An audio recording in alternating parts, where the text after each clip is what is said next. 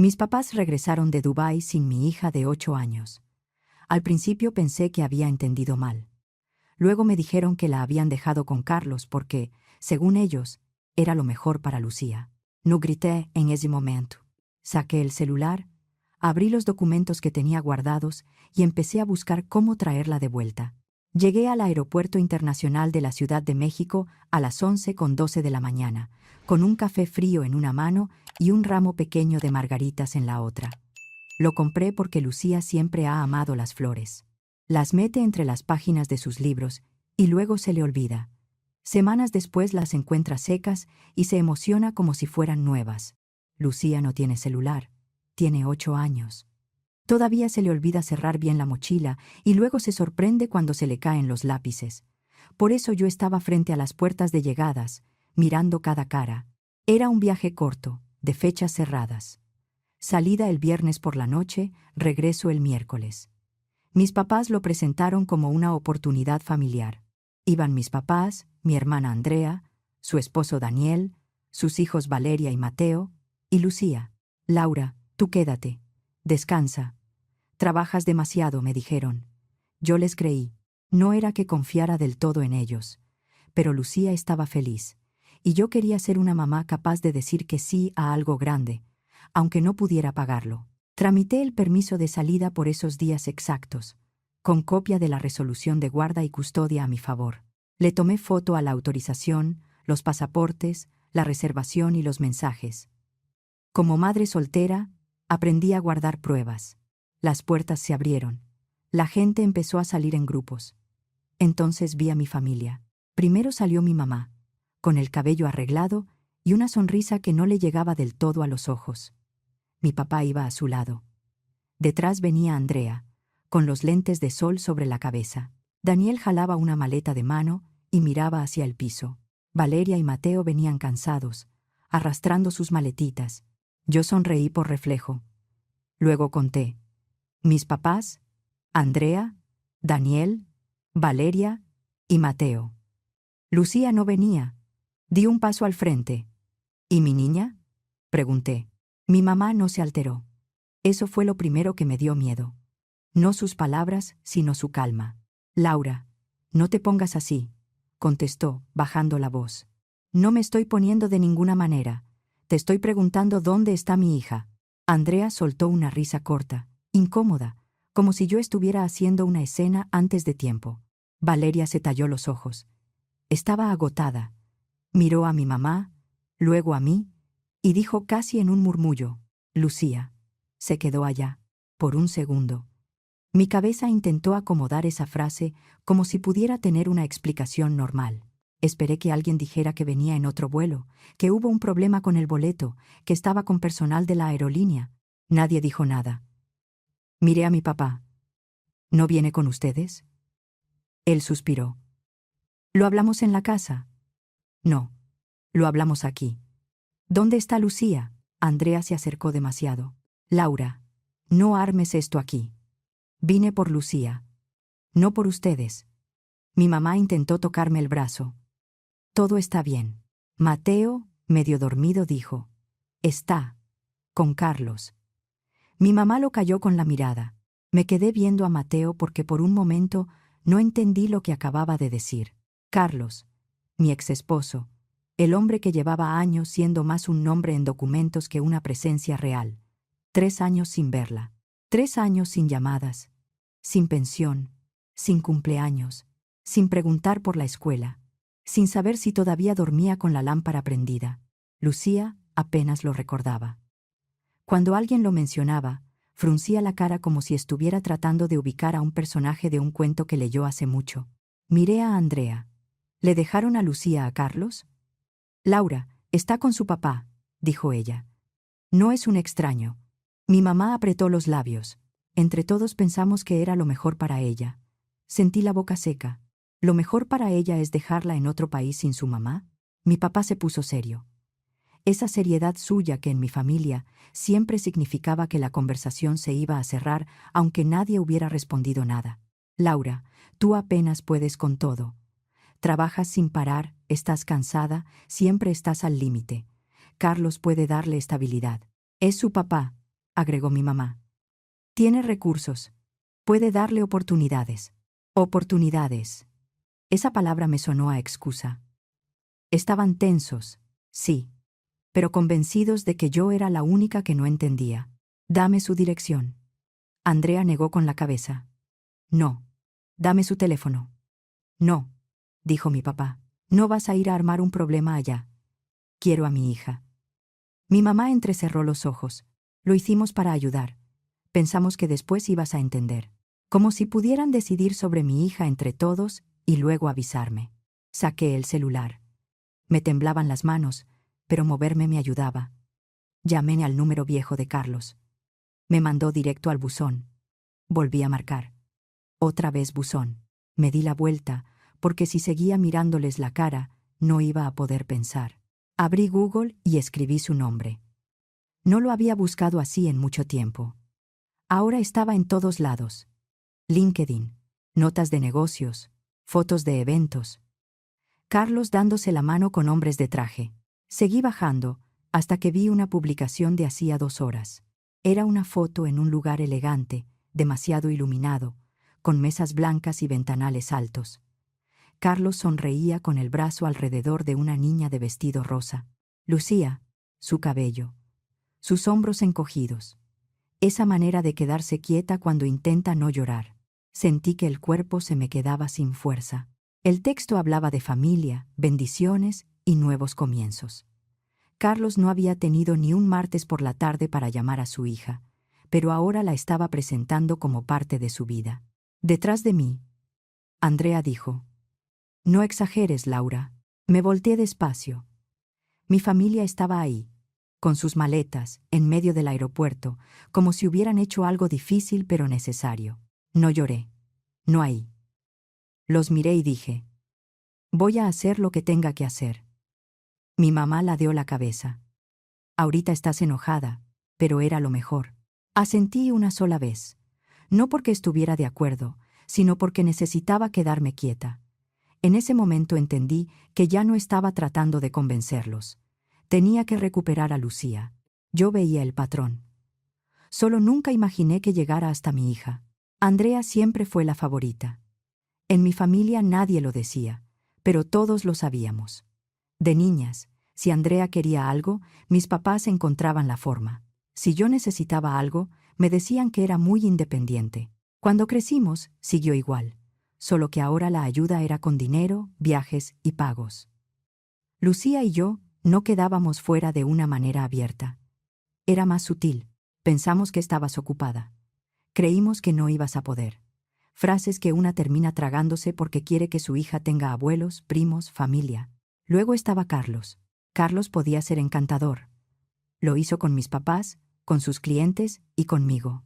También lo hacía con Lucía. En ratos cortos. Jugaba con ella. Se tomaba fotos como si fuera un papá ejemplar y luego volvía al celular. Nos separamos cuando Lucía tenía 4 años. El año antes del divorcio fue un desorden. Carlos aparecía, desaparecía, prometía cosas y las cancelaba. Lucía preguntaba cuándo venía su papá, y yo le decía que pronto porque no sabía qué hacer con la esperanza de una niña. El divorcio salió cuando ella tenía 5. La guarda y custodia quedó a mi favor. Carlos tenía visitas, pensión y horarios. En papel todo se veía serio. En la vida real, él desapareció. Sin fines de semana, sin vacaciones, sin llamadas, sin apoyo. Lucía dejó de preguntar por él. No porque no le doliera, sino porque los niños aprenden a adaptarse cuando los adultos fallan. Yo seguí trabajando. Soy maestra de secundaria en una escuela de la Ciudad de México. Me gusta mi trabajo, aunque a veces me deja sin aire. Ser maestra y madre soltera es vivir haciendo cuentas. Vivíamos en un departamento viejo de Portales, con una renta de contrato antiguo, de esas que una cuida porque sabe que ya no encontraría otra igual. Cada quincena era decidir qué podía esperar. Entonces mis papás anunciaron Dubái.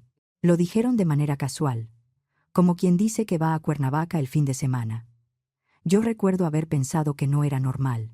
Dubái sonaba a que alguien más estaba pagando, y eran demasiados vuelos para tan pocos días. Después dijeron que querían llevar a Lucía. No a mí, solo a Lucía. Eso fue raro, Pero Lucía estaba emocionada. Dubái le sonaba a otro planeta.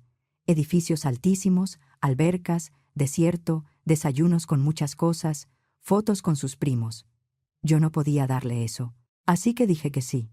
Firmé la autorización por los días exactos. Guardé copias. Le preparé su maleta.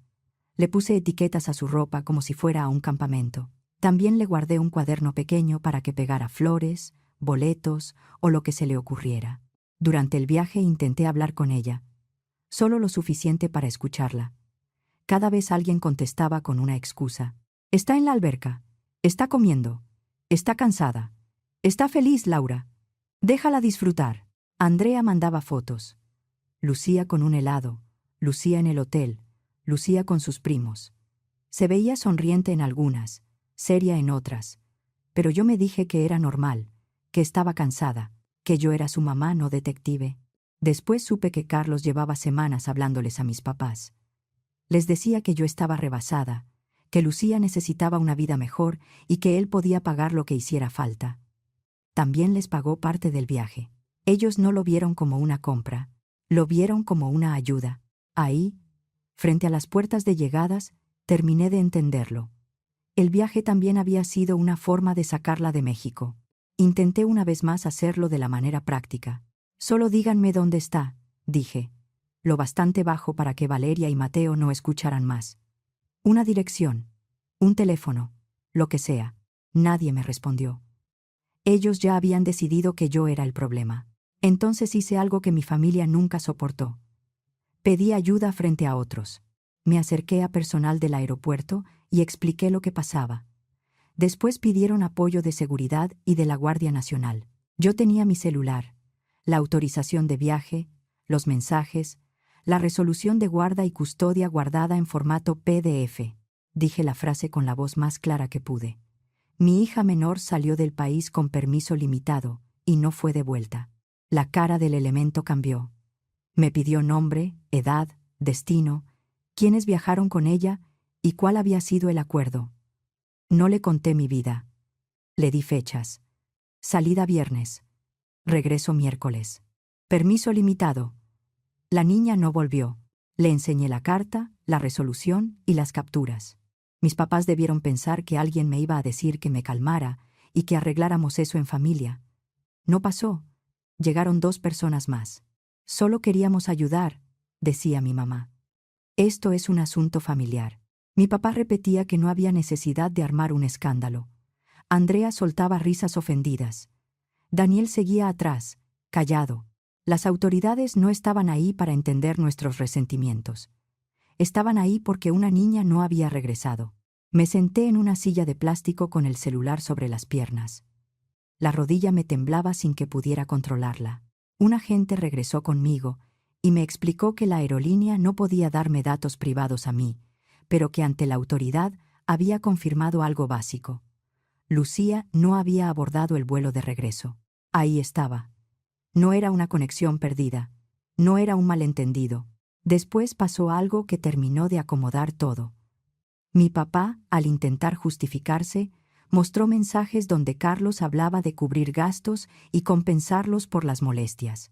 Ahí venían un teléfono, una dirección y el nombre del edificio donde, según él, Lucía estaría segura. También entendí que mis papás le habían entregado el pasaporte. No era una prueba completa de todo, pero sí bastaba para entender que aquello no había sido improvisado. Me levanté demasiado rápido. Necesito una copia de esos datos. No me la querían dar.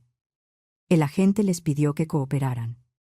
Mi mamá empezó a llorar, pero no por Lucía.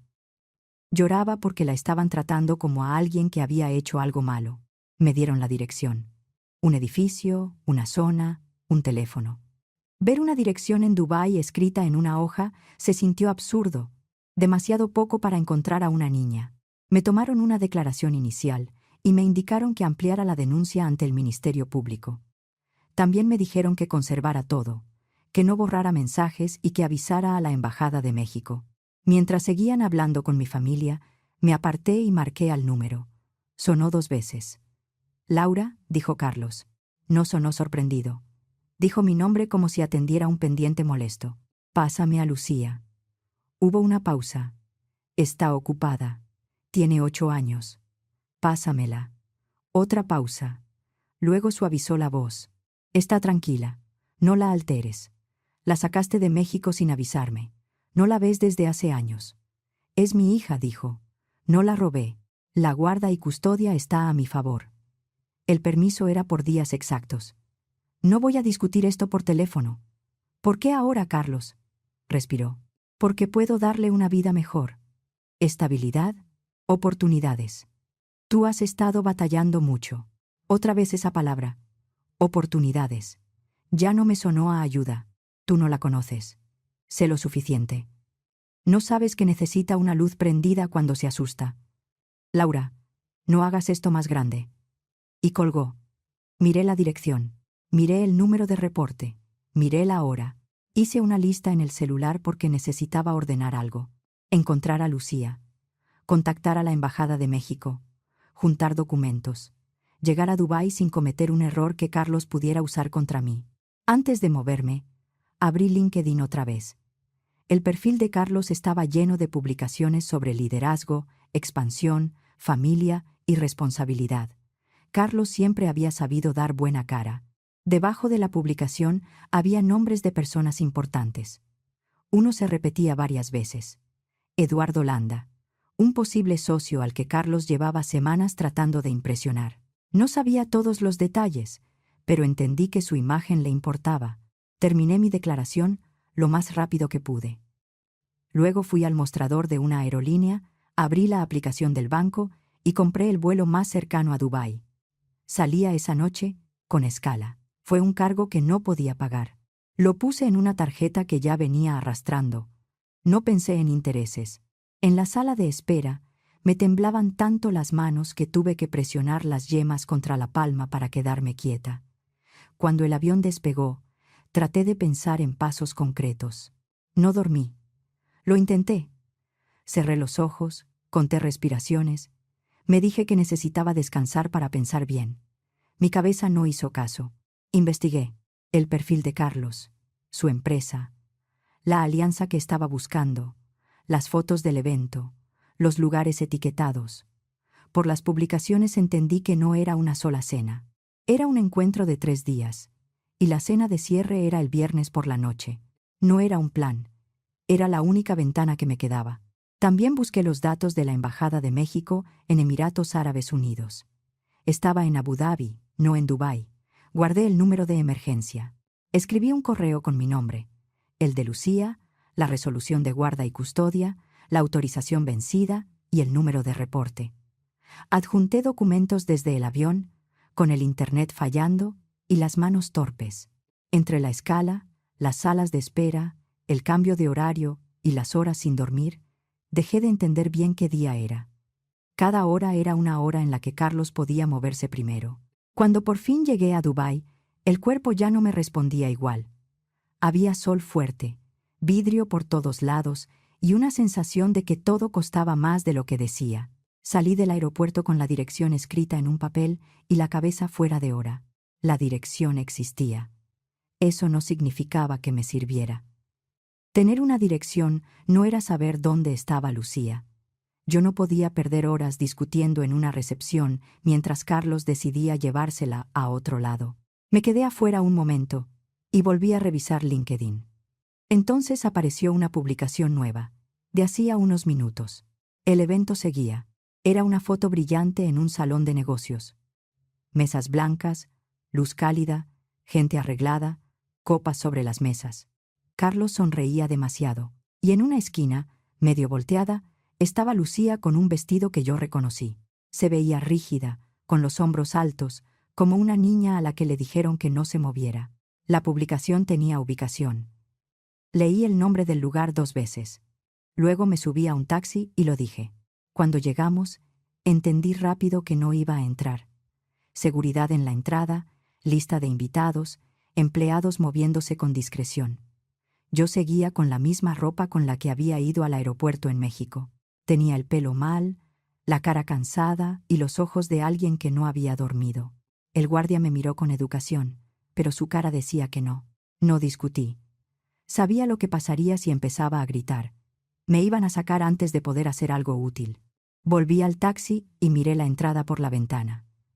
Las puertas giratorias, los invitados riendo, el personal yendo de un lado a otro. Afuera, todo seguía normal. Yo no podía entrar, así que tuve que pensar. Abrí LinkedIn. Hice una publicación pública.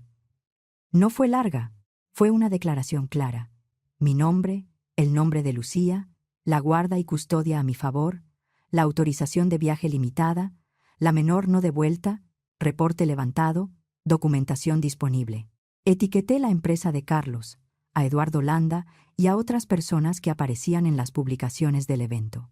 No pensé que una publicación fuera a devolverme a mi hija. Solo quería que Carlos dejara de ser el único contando la historia. Luego, intenté mandar mensajes privados. LinkedIn me bloqueó porque no estábamos conectados y apareció la opción de actualizar a Premium. Me pareció absurdo tener que pagar en ese momento, pero lo hice. Me equivoqué 2 veces al escribir los datos. Cuando se activó, mandé mensajes. Primero a Eduardo Landa, luego a cualquier persona con cargo suficiente para entender el riesgo. Soy la madre de Lucía y tengo la guarda y custodia legal. Mi hija salió de México con una autorización limitada y no fue devuelta. Tengo resolución judicial, autorización de viaje, reporte ante autoridad y evidencia de coordinación con terceros. Puedo enviar pruebas de inmediato. Adjunté lo necesario: resolución, autorización, número de reporte, capturas y la información sobre pagos. No quería discutir con Carlos. Quería que los demás vieran lo que estaba pasando. Unos minutos después, recibí una llamada de un número desconocido. Era una mujer que dijo trabajar con el equipo del evento. Me preguntó si podía acreditar lo que había escrito. Le dije que sí, y reenvié los documentos. No me prometió nada. Solo dijo: espere cerca y no intente entrar. No era suficiente, pero era algo. Mientras esperaba, me llamó una persona de la embajada. Me habló con cuidado. Me pidió que no enfrentara a Carlos sola, que guardara ubicación, que tuviera listos los documentos, que si lograba tener a Lucía conmigo me moviera de inmediato hacia un lugar seguro y mantuviera comunicación. También me explicó algo que me dejó más fría. Nada sería automático. No bastaba con decir que era su mamá. Necesitaba documentos, calma y no cometer un error que Carlos pudiera usar contra mí. Dejé el celular sobre las piernas y miré la entrada. Pasaron minutos. Luego más. El aire acondicionado del taxi sonaba constante. Mi pie no dejaba de moverse. Entonces hubo movimiento. Un grupo de hombres salió junto. Trajes impecables, pasos rápidos, caras tensas. Uno de ellos era Eduardo Landa. Lo reconocí por las fotos. No se detuvo. Subió a un auto con otros 2 y se fueron. Yo no me moví. Lucía no había salido. Las puertas siguieron abriéndose y cerrándose. La tarde se alargaba. Luego salió Carlos. Solo. Con el celular en la mano. La mandíbula dura. Ya no parecía cómodo. Parecía alguien tratando de contener una crisis. Se detuvo en la banqueta, escribió algo, caminó unos pasos, regresó, volvió a escribir. Después, entró otra vez. A los pocos minutos, las puertas se abrieron.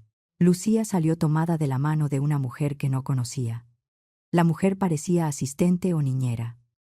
Lucía miraba alrededor con los ojos abiertos, buscando algo sin atreverse a esperarlo. Entonces, me vio. Se quedó quieta un segundo. Luego corrió. Yo ya estaba fuera del taxi antes de pensarlo. ¡Mamá! La voz se le rompió a la mitad. La recibí contra mí. Sentí su cuerpo temblando. La abracé tan fuerte como pude sin lastimarla. Estoy aquí, le dije al oído. Ya estoy aquí. Ya te tengo. La mujer se acercó, nerviosa.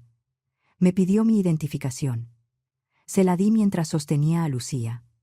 Revisó mi nombre, miró los documentos abiertos en mi celular, y luego volteó hacia la entrada. Me indicaron entregársela a usted, dijo apenas. No sonó convencida. Sonó asustada. No era una decisión de ella. Se notaba que solo estaba cumpliendo una instrucción. Entonces apareció Carlos, rápido, demasiado cerca. Se frenó al verme.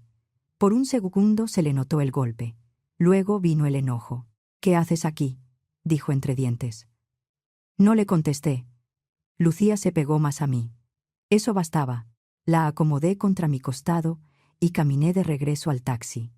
Carlos habló detrás de nosotras. Me dijo cosas que sonaban a advertencia y a amenaza al mismo tiempo. Podía llamar a seguridad, pero no lo hizo. Había demasiada gente mirando. Cerré la puerta. Puse seguro. Le di al conductor la dirección que la embajada me había indicado para avanzar hacia Abu Dhabi y le pedí que saliera. Lucía seguía agarrada de mi mano. Su respiración se cortaba y luego volvía. Tenía los ojos hinchados. «Vamos con la gente de México», le dije. «No voy a soltarte». Asintió rápido, como si necesitara obedecer para que todo saliera bien. «¿Ya no me vas a dejar?». Me dolió tanto que tuve que respirar antes de contestar. «No. Vine por ti y nos vamos juntas». El trayecto a Abu Dhabi tomó casi hora y media. Lucía no quiso hablar mucho. Se quedó con la mano metida en la mía, mirando por la ventana. Yo le contestaba las pocas preguntas que hacía y mandaba mensajes a la embajada para avisar por dónde íbamos. No voy a contar cada detalle de las llamadas, las esperas y los trámites, porque todavía me cuesta recordarlo sin que se me cierre la garganta. Lo importante es esto. Presenté documentos, expliqué fechas, mostré la resolución, el reporte, las publicaciones y los mensajes. La embajada no podía resolverlo todo por mí, pero dejó constancia, me orientó y me ayudó a no moverme a ciegas. Carlos se había quedado con el pasaporte de Lucía. Al principio nadie quiso entregarlo. Esa noche dormimos poco, en un cuarto pequeño cerca de donde nos indicaron esperar. Lucía se quedó pegada a mí. Cada vez que yo me movía, abría los ojos. A la mañana siguiente, un abogado de Carlos llamó. Hablaba con cuidado. Quería saber qué documentos había enviado, a quién y si pensaba denunciar en México. No le respondí más de lo necesario. Repetí que Lucía debía regresar conmigo. Horas después, cuando Carlos entendió que el asunto ya no podía manejarlo como una foto de negocios, mandó el pasaporte con una asistente. No lo hizo por conciencia, lo hizo porque ya había demasiadas personas mirando. No fue rápido. Hubo llamadas, verificaciones, firmas, horas sentadas en sillas incómodas y una niña que se dormía a ratos sobre mi pierna. Fue rápido para lo que era, y aún así cada minuto pesaba. Subimos al avión de regreso al día siguiente, con Lucía pegada a mí. No fue una salida limpia ni sencilla. Revisaron documentos, hubo llamadas, y yo no respiré hasta que el avión despegó. Lucía no quiso sentarse junto a la ventana ni soltarme para comer. Se quedó con la cabeza sobre mi brazo casi todo el vuelo. A ratos cerraba los ojos y los abría de golpe. «Estoy aquí», le decía cada vez. Y ella volvía a respirar. Las primeras semanas en México, Lucía no me dejaba fuera de su vista. No era solo que quisiera estar conmigo. Tenía miedo de que volviera a desaparecer. Si yo entraba al baño, se quedaba afuera. Si bajaba a tirar la basura, se pegaba a la ventana. Si salía al Oxxo por leche, tenía que hablarle por videollamada todo el camino. En las noches despertaba y preguntaba en voz baja, «¿Sigues aquí?». Yo ponía la mano en su espalda. «Sí, aquí estoy. No me voy». No me contó todo de una vez. Me fue diciendo cosas sueltas, cuando podía. Me dijo que la mujer del evento era una niñera contratada por Carlos, que casi siempre estaba con ella. Carlos aparecía para fotos, para comidas, para momentos donde había otros adultos mirando. Luego se iba. Me dijo que lloró muchas veces, pero bajito, como si estar triste pudiera meterla en problemas. También me dijo algo que me dejó fría. La habían ensayado. Si alguien le preguntaba, tenía que decir, «Quiero estar con mi papá». Tenía que decir, «Estoy muy feliz aquí». Tenía que decir, «Mi papá es muy bueno conmigo». Lo practicaron con ella como si fueran líneas. También le dijeron que yo estaba de acuerdo y que solo tenía que portarse bien unos días. Al principio, no podía pasar frente a una maleta sin ponerse pálida. No quería dormir en casa de nadie. No quería que mis papás dejaran recados en la puerta. Si alguien tocaba el timbre, se quedaba inmóvil. Fuimos con una psicóloga infantil. La terapia ayudó, pero despacio. Hubo avances pequeños. Una noche durmió 4 horas seguidas. Un día quiso entrar sola a la escuela. Otra tarde volvió a reírse porque se le cayó un montón de colores de la mochila y dijo que parecía confeti. Yo lloré después, sola, en la cocina. 6 meses después, Lucía está mejor. No volvió a ser la misma de antes, no del todo, pero ríe. Duerme más. Vuelve a confiar de a poco. A veces todavía revisa dónde estoy sin decir nada. Yo la dejo mirar. Le digo con hechos que sigo aquí. Mis papás y Andrea tuvieron consecuencias. Daniel también fue citado porque estuvo ahí y guardó silencio. No fueron las consecuencias que una imagina cuando está ardiendo de coraje, pero sí fueron reales. Hubo investigación por interferir con la guarda y custodia, y por haber retenido a una menor fuera de los términos autorizados. El proceso no se cerró de un día para otro. Hubo medidas de restricción y gastos legales que ya no pudieron evitar. Mi mamá intentó mandarme cartas. Decía que todo lo hicieron por amor, que yo era ingrata, que algún día iba a entender. No las contesté. Mi papá llamó desde números que no conocía. Andrea escribió correos larguísimos diciendo que yo había destruido a la familia. Algunos tíos quisieron mediar. Les dije que no había nada que mediar mientras no reconocieran lo que hicieron. Nunca pidieron perdón por haberme quitado a Lucía. Hablaban de lo que les estaba pasando a ellos. Casi nunca de lo que le habían hecho a mi hija. Durante mucho tiempo dijeron que yo había roto la familia. Yo ya no tuve fuerza para seguir fingiendo que eso era una familia sana. Carlos entendió rápido que el paquete de pruebas era peligroso para él. La guarda y custodia, la autorización limitada, los mensajes, los pagos, las publicaciones y la manera en que había usado a Lucía en un evento de negocios. También entendió que no le convenía tener problemas cada vez que entrara a México. Su abogado se volvió mucho más razonable cuando dejó de poder controlar la historia. En lo penal, el proceso siguió abierto y hubo medidas de restricción. En lo familiar, el juzgado dejó claro que ningún contacto con Lucía podía darse sin autorización y supervisión.